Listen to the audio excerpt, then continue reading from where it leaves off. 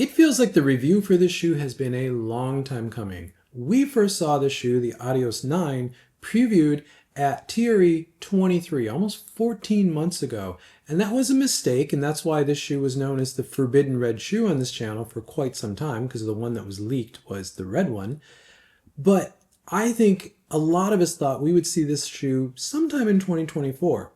None of us thought we'd have to wait till 2025 to get this shoe, but now this shoe's finally here. And I'm going to say, it's been worth the wait. It's quite good, but there's a lot to talk about as always.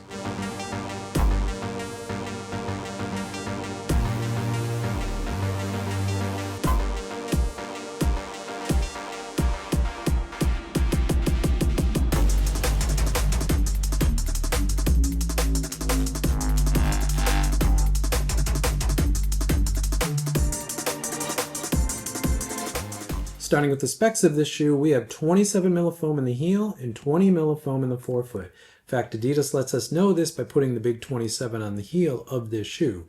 Yes, you heard that right. There's 20 mil of foam in the forefoot of this shoe, making this shoe about half of all the more popular sort of standard shoes out there in the running shoe space right now at the start of 2025, which is kind of crazy to consider. This shoe has a 7 mil drop. However, I'm going to say the real feel of the shoe is probably closer to 3 to 5, maybe even less depending on how you strike the ground. Running in this shoe as a forefoot striker, it feels wonderful. But when I'm walking in this shoe, because of this big lateral heel bevel back here, it can almost feel like this shoe has a negative drop to it. It doesn't. There's still a drop in this shoe, but it's just something to be aware of. If you like a very flat shoe underfoot, this definitely feels like a very flat shoe underfoot. Shoe comes in at 176 grams or about 6.2 ounces, which surprisingly isn't as light as I thought this shoe could be, but it's still an extremely lightweight shoe. And the pair that I have, you can see that they're right around spec, a little bit under, but it just tells you about the build quality of the shoe. And the best way I can describe the ride of this shoe is agile. This is one of the most agile shoes I have ever had on my foot, and it is a blast to run in. The upper textile on this shoe is the same textile that's on this shoe, the Adios Pro 4. And I think Adidas is calling this upper textile the microfit textile. I'm not really sure. But what it is a one-way stretch material that's very soft, very compliant to the foot, but breathable where you need it. And it's extremely lightweight, very pleasant on the foot. After generations of Adidas uppers that were just over-engineered, tons of pitch points, tons of rub points, tons of just harshness on the foot, this upper material on the Adios 9 and the Adios Pro 4 is soft, compliant. It's a joy to have on your foot. It is such a drastic change in Adidas's uppers in their race shoes for 2025. I never would have expected it, but this is a very good upper. While this is the same textile that's in the Adios Pro 4, and it has some of the same technologies like the light lock technology, which is a band of material that runs along the eyelet chain, connects into the heel, pulls the midfoot into the heel, gives you better lockdown. And we have the sling launch system, which is this band that you see, which is common in a lot of Adizero shoes for years now. There are some differences in this upper over the upper in the Adios Pro 4. Mainly, the upper in this is just a bit more built up. There's just a bit more cushioning in this upper, which may seem strange for a stripped down racing flat, which is what the Adios 9 is. But given how flexible this shoe is and how much it needs to hug the foot, the added comfort, especially in the heel area, makes a lot of sense. So there is a lot more padding in the ankle collar. There is no padding really in the ankle collar of the Adios Pro 4, as you can see here. That gives you much more softer feel around the ankle. The heel counter in this shoe is the same as what's in the Adios Pro 4. It's a standard Adizero heel counter, but the Achilles flare in this shoe is now padded. So this padding around the ankle collar goes all the way around the Achilles and back over to the other side, giving you a very soft, pleasant feel on the top of the ankle and the Achilles most importantly. So if you're a runner who typically has Achilles issues with Adizero uppers, this is one you may want to look at, especially if you want a race flat, because this is very soft, very compliant.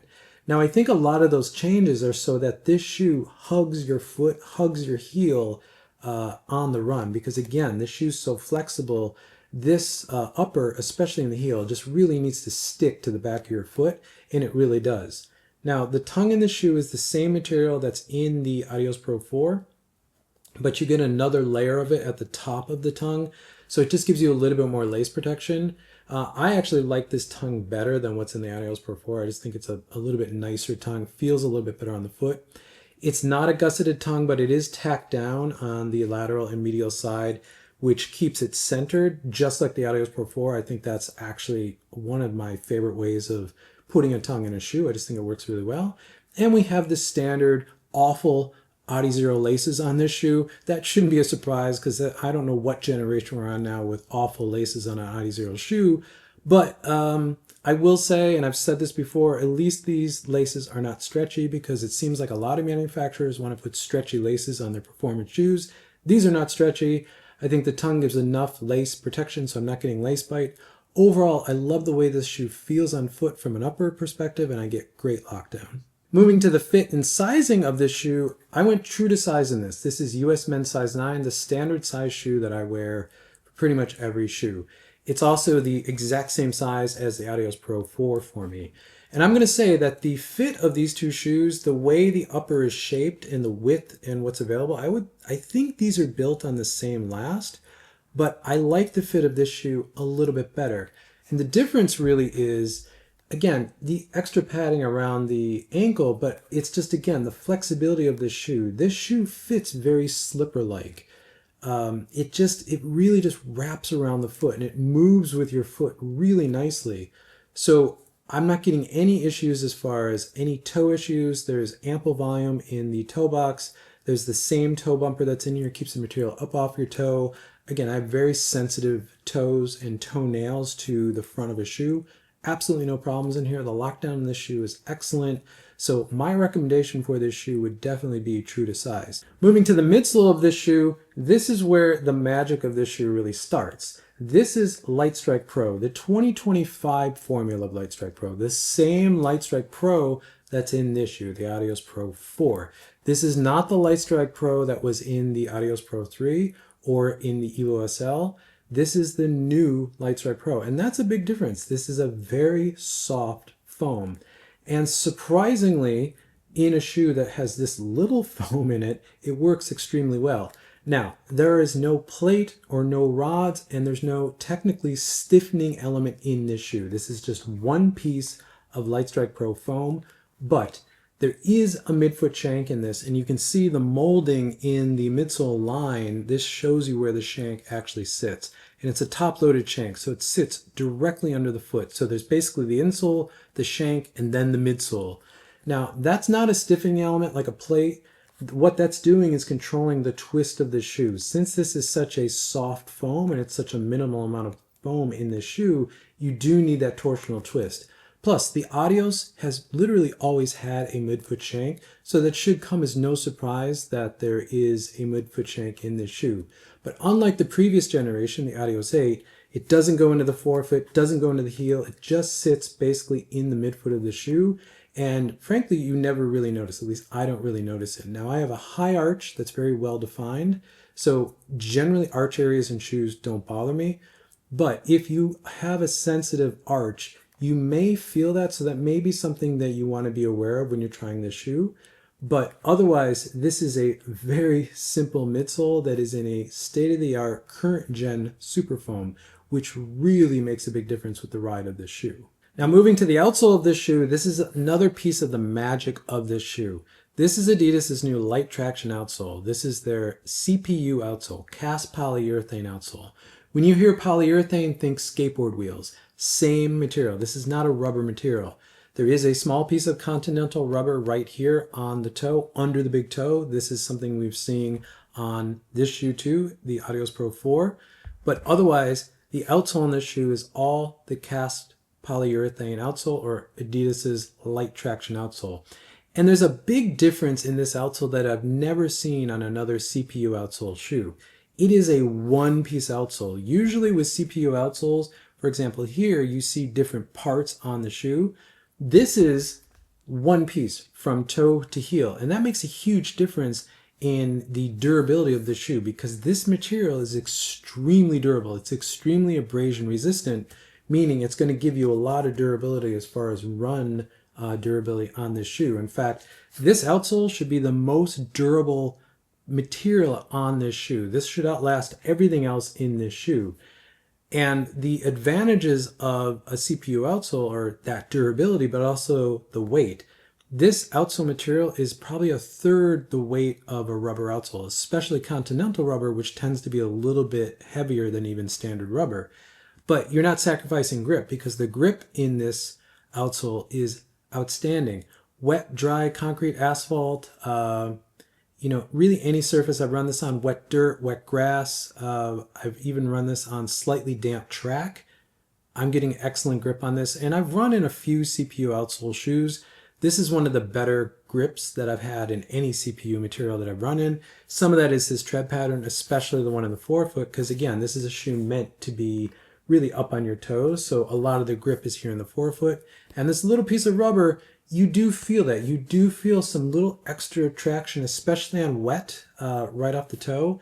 And that's a nice little touch. So this outsole is a remarkable material and it really contributes to the ride of the shoe as well. And let's talk about the ride now. So this shoe is a very traditional race flat, but modernized really in every way. It's got a state-of-the-art upper material. It's got a state-of-the-art midsole foam, a current generation top-tier super foam, the same one that's available in the brand's Marathon Racer. And it's got a state-of-the-art outsole in the CPU outsole. This is every ounce a traditional shoe, but remade in modern materials, and it's absolutely brilliant. Now, why do you want a shoe like this? I see a lot of questions about why does this shoe need to exist? Why would I pick this shoe? Well, Adidas is saying this is a short distance racer. I think a lot of people are thinking 5 to 10K because the previous generation was really marketed as that. The other shoe that would be comparable to this would be the Nike Streakfly. Again, there'll be a versus video of this shoe compared to the Streakfly coming up, so stay tuned if you're interested in that. But when I'm thinking short distance, I really think shorter than 5K. This shoe may be good for a 5K, but definitely for like a road mile. If you're doing 400s or 800s on the road or track, this is an excellent speed option, fast shoe. Now, why do you need that? Why can't you just do that on a super shoe? Well, the key difference is that you can feel the ground in this shoe, and that is a big deal. In the world of max stack, heavily rocker, plated everything, most runners are no longer feeling the ground. You're completely disconnected from the ground. That's not necessarily a bad thing, but if you can't feel your foot on the ground, you can't feel how you're interfacing with the ground, then you don't actually know how you're running. That interface of your foot to the ground is the only point of contact that we as runners have with the surface that we're running on. And if we don't know how we're interfacing with the ground, what angle we're interfacing with the ground, where we are on the ground, and just what that energy transfer feels like, we again don't really understand how we're actually running. And traditional race flats typically would be a very firm EVA foam or some type of very firm race foam where you didn't necessarily always feel that. You felt the ground because there was just really nothing between your foot and the ground. There was just really no midsole in the traditional race flats. But this is giving you 20 mil in the forefoot, 27 in the heel of a top tier super foam. So you're getting that resilient cushioned ride, but in a very flexible shoe that's very durable because of this CPU outsole that's giving you all that ground feel. You feel how your foot is flexing in this shoe and interfacing with the ground across the length of the shoe, but you also feel it in the width of the shoe. This is a very flexible shoe across the width. So you're not only getting the proprioceptive feedback in this shoe, and I've talked a lot about that on this channel, but you're just getting the feel for the ground. You know exactly where your foot is interfacing with the ground. And I'm going to say you can actually feel how quick that energy transfer is happening, how quick you're striking and lifting off in this shoe, much more than really any other shoe I've run in recent memory. And I know a lot of people are thinking, well, why do I need that? Why do I care about that? Well, you care about that because, again, that's the foundation of running. If you can't feel the ground, you don't have that strong foot that really understands that transfer, that energy transfer. Again, you don't really understand how you're running. High stack shoes, max cushion shoes, plated shoes, they're all great, but having a shoe like this in your rotation where you can really learn about how you're actually interfacing with the ground and work on those mechanics is absolutely brilliant, and I think absolutely necessary, especially going into 2025, where everything is just getting softer with bigger stacks and more technology. This is a shoe that is very modern, very much technology forward, but also very traditional and very classic in the way it interfaces with the ground. Something I find very interesting about this shoe is a lot of the Japanese shoe tubers I watch have been comparing this shoe to earlier Takumi Sens. The Takumi Sens pre-Takumi Sen 8, mainly the Takumi Sen 5 and 6. Now, the Japanese preference for racing shoes pre-Super Shoe was very slipper-like shoes, very low to the ground, very soft, compliant uppers to the foot, and really everything that accentuates getting a lot of feel for the ground. And the fact that the Japanese shoe tubers primarily are referencing the shoe to earlier Takumi Sens is a huge compliment to this shoe. In fact, Adidas, I think, knows that, and a lot of the tweaks in this shoe, I think, are because of that. Because in Japan, this shoe is actually known as the Adidas Adizero Japan 9, not the Adios 9. That's a little bit of a reference back to Adidas's history with Adizero in Japan, but also Japanese runners and their preferences. This really feels like a shoe that's really geared towards those preferences, and one of the biggest preferences was being able to feel the ground. And you can definitely feel this, feel the ground in this shoe because it is very slipper-like, and that is also a huge compliment for this shoe. The ride of the shoe for me has been very resilient. Now, one of the things I was really concerned about this shoe, once I knew that it had the same foam as the Adios Pro 4, is how much sink is going to be in the shoe, because there is a lot of sink in this shoe. You sink very deep into this shoe and then you feel like it's pushing you out. Very pronounced feeling of the Adios Pro 4. I have a full review on this shoe. I'll put a link in the description if you want to get that full review. I will say on the Adios 9, there is a little bit of sink in this shoe, but it's not drastic. It's nothing like the Adios Pro 4. Instead, what you're feeling is a cushion feel underfoot, and then you're getting a lot of resilience of this super foam pushing you out. It's a very energetic, very agile feel off the toe. It feels wonderful. I found this shoe really suits me for two specific things. The first one is speed work, mostly 200s, 400s, 800s, road or track. Being able to get up on your toes and put a lot of force in the ground and feel how you're actually putting that force into the ground and feel your quick feet, because you really want quick feet in those kind of very short sprint-like distances. This shoe feels wonderful for that faster than 5K speed work. It's exceptional. The other thing I really love this shoe for is easy running. I have put this shoe on and just gone out for a couple 10 or 12K, just easy runs, mostly some hill running. This shoe just feels wonderful because I'm feeling all of that flex. I'm feeling my foot interfaced with the ground. I'm feeling really the toe off, especially on hill running. This shoe just feels absolutely fantastic for easy running. Therefore, right now, this shoe is probably going to be mostly a speed work interval shoe for me. I plan on spending quite a bit of time in the shoe for that. And it's a shoe that I'm going to put on, once or twice a week for easy running because it's just such a joy to run in. Now, one of the biggest unknowns about this shoe, and frankly this shoe, the Adios Pro 4, is how durable this midsole foam is actually going to be. So between these two shoes, I plan on spending as much time as I possibly can over the coming months to really put as much time into both these shoes as I possibly can to really get a sense of how durable this foam will be. Because that's really the biggest unknown of this shoe. Otherwise, the fit of this shoe, the slipper-like feel of this shoe, the ground feel of the shoe, it's just all exceptional. This shoe is a shoe I was looking forward to, and it's really delivered across the board, and it's going to be one of the ones I depend on for a lot of 2025. Thank you for making it to the end of the video. If you find this content useful, consider subscribing. You'll see more content from me pop up in your feed. If not, drop a like on this video because it helps this channel continue to grow, which I always appreciate. And with that, I'll catch you in the next one.